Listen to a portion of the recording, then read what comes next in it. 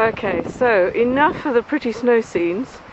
This is the snow melting, and this is the other side of our boundary with a field, and all that water has come from that slope over there and is pouring into our garden. But before we go to the garden, let's just see the track, which is now a river with the water controls to our garden. Everything's leading to our garden.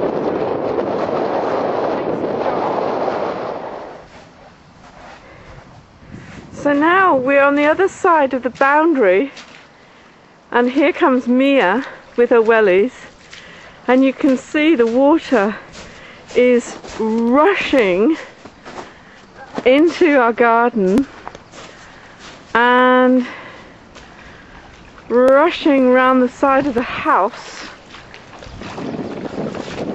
I'll try and follow this without falling in myself. Oh my goodness. It's a real river. Yesterday it was a stream, but now it's more of a river.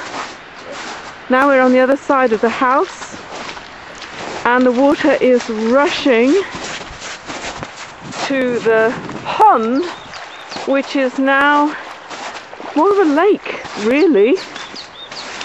So let's have a look at this pond. And this pond is about twice or 3 times the area that it normally is. And it's very ultra high. Very what, sorry?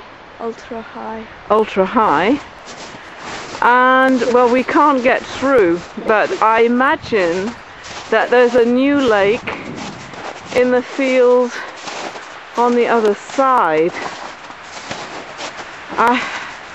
We have never, ever, ever experienced so much water, and so of course it is a bad idea to step out into the middle of that water, because that is about 6 or 8 foot deep now.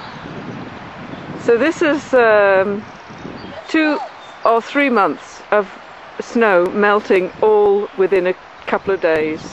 What did you say, Mia? It just stopped. What stopped? The water, it's not going anywhere.